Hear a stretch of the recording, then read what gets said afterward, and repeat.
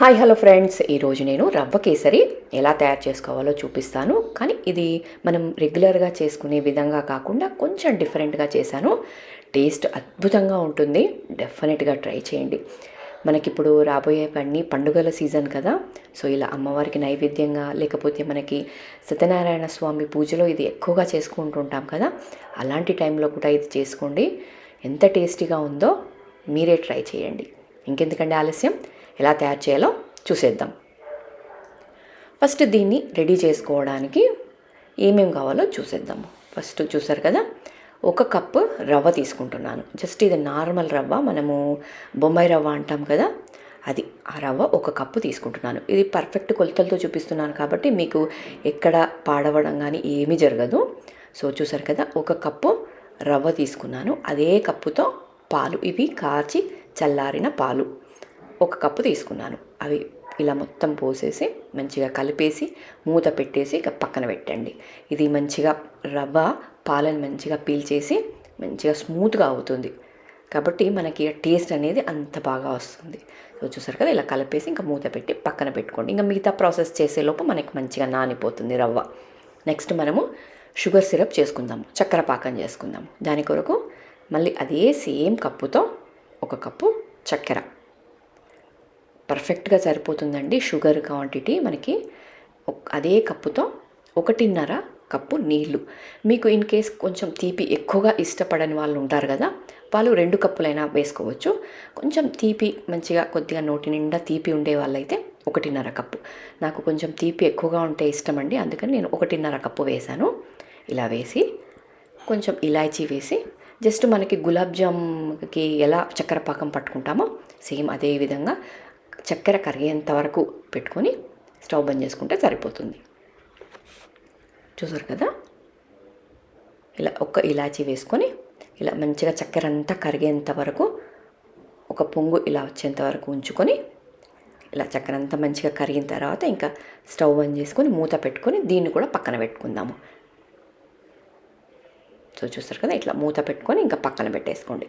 మిగతా ప్రాసెస్ చేసేద్దాం మళ్ళీ. నెక్స్ట్ స్టవ్ మీద కడాయి పెట్టుకొని ఫస్ట్ 1 స్పూను నెయ్యి వేసుకోండి. 1 స్పూను నెయ్యి వేసుకొని మనకు నచ్చిన, ఏవైతే మీకు నచ్చిన జీడిపప్పులు, డ్రై ఫ్రూట్స్ ఏవైనా వేసుకోండి. జీడిపప్పులు కానీ బాదాం పప్పులు ఏవైనా వేసుకోండి. నచ్చిన డ్రై ఫ్రూట్స్ అన్నీ సన్నగా కట్ చేసుకొని ఇలా నెయ్యిలో వేసుకొని మంచిగా ఫ్రై చేసుకోండి. ఇందులో మనకి నెయ్యి కొద్దిగా ఎక్కువగా పడుతుందండి. సో చూసారు కదా, ఇట్లా మంచిగా ఫ్రై అయిన తర్వాత తీసి ఒక గిన్నెలో వేసుకొని ఇదే కడాయిలో మళ్ళీ ఒక 3 స్పూన్ల నెయ్యి దాకా వేసుకోండి. చెప్పాను కదా, మీకు మనకి రవ్వ కేసరిలో కొద్దిగా నెయ్యి ఎక్కువగా వేస్తాం కాబట్టి ఆ టేస్ట్ అనేది అంత చక్కగా వస్తుంది. సో అలా 3 స్పూన్ల నెయ్యి వేసి ఇక మనము పెట్టేసుకున్న రవ్వ ఉంది కదా, మనం పాలలో నానబెట్టుకున్నాం కదా రవ్వని, అది వేసేయండి డైరెక్ట్గా.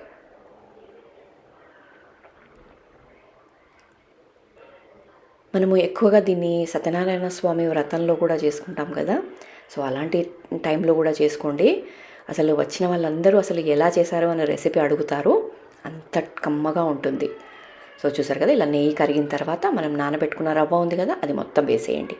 అది వేసేసి మంచిగా అసలు సిమ్లో పెట్టుకొని ఎంత బాగా వేయిస్తే మన స్వీట్ అనేది అంత కమ్మగా వస్తుంది. కాబట్టి కొద్దిగా ఓపికగా, ఇప్పుడు కొంచెం ఓపిక చేసుకొని ఒక 15 నిమిషాల వరకు పట్టుందండి. అంటే నాకు మాత్రం ఒక 12 నిమిషాలు పట్టింది కరెక్ట్గా చెప్పాలి అంటే. అలా ఒక 12 నిమిషాల వరకు ఇలా సన్న సెమ్ములో వేయిస్తే ఇలా మనకు కొంచెం పొడి పొడిగా అవుతుంది. నిదానంగా వేయించుకుంటూ అలా 10 నిమిషాలు వేయిస్తే మనం నెయ్యంతా పీల్చేసి రవ్వ ఇలా పొడి పొడిగా అయ్యింది. చూసారు కదా, ఇట్లా పొడి పొడిగా అయ్యేంత వరకు వేయించుకొని ఇప్పుడు మనము రెడీ పెట్టుకున్న చక్కెర పాకం ఉంది కదా, అది మెల్లమెల్లగా కొద్దిగా వేసుకుంటూ మొత్తం వేసేయండి. మొత్తం ఒకేసారి వేయకండి, పొంగిపోతుంది.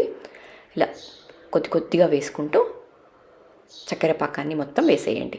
సో చూస్తున్నారు కదా, నేను చూపించిన విధంగా అలా కొద్దిగా వేసుకుంటూ కలపండి. సో ఇలా అంతా కలిపేసిన తర్వాత మనం వేయించుకున్న డ్రై ఫ్రూట్స్ ఉన్నాయి కదా, అవి కూడా వేసేయండి. కొద్దిగా కొద్దిగా మిగిలించుకొని మనం లాస్ట్ గార్నిష్లో వేసుకుందాము. సో చూసారు కదా, కొద్దిగా మిగిలిచ్చేసుకొని మంచిగా కలిపేసుకొని ఇంకా ఒక్క నిమిషం పాటు, ఇది 1 లేదా 2 నిమిషాలు పడుతుంది. ఇంకా ఇప్పుడు 1 స్పూన్ నెయ్యి కూడా వేసుకోండి. ఇలా 1 స్పూన్ నెయ్యి వేసి ఇంకా అలాగే కలుపుతూ ఉండండి. 1 లేదా 2 నిమిషాల వరకు మనకి గిన్నెకు అంటుకోకుండా వచ్చేస్తుంది మన రవ్వ కేసరి అనేది. చూసారు కదా, నిదానంగా అలా కలుపుతూ ఉంటే 1 లేదా 2 నిమిషాలకి రవ్వ కేసరి అనేది ఇంకా అసలు గిన్నెకి అంటుకోకుండా స్మూత్గా ఇట్లా ముద్దలాగా అయిపోతుంది.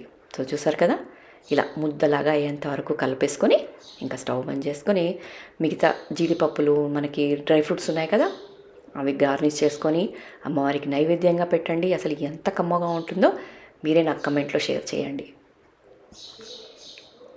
సో చూసారు కదా, ఇంకా స్టవ్ బంద్ చేశాను. స్టవ్ బంద్ చేసి ఇంకా సర్వ్ చేసుకోండి. ప్రసాదంగా, నైవేద్యంగా ఎలా అయినా సర్వ్ చేయండి. ఇంకెందుకండి ఆలస్యం, తప్పకుండా ట్రై చేయండి. రవ్వ కేసరి ఎలా ఉంది అనేది కూడా కమెంట్లో తప్పకుండా షేర్ చేయండి. మరిన్ని వీడియోస్ కోసం ఛానల్ని సబ్స్క్రైబ్ చేసుకోండి. మన ఛానల్లో ఇలాంటి మంచి మంచి రెసిపీస్ చాలా అంటే చాలా ఉన్నాయి, కాబట్టి తప్పకుండా సబ్స్క్రైబ్ చేసుకోండి. ఛానల్లో ఉన్న రెసిపీస్ అన్నీ కూడా ట్రై చేయండి. ఛానల్ని రెగ్యులర్గా ఫాలో అవుతుండండి. ఇలాంటి మంచి మంచి రెసిపీస్ మన ఛానల్లో వస్తూనే ఉంటాయి. సో ఇలా మంచిగా అలంకరించి మన అమ్మవారికి నైవేద్యంగా పెట్టేసేయండి ఈ దసరాకి. ఇంకెందుకంటే ఆలస్యం, తప్పకుండా ఛానల్ని సబ్స్క్రైబ్ చేసుకోండి.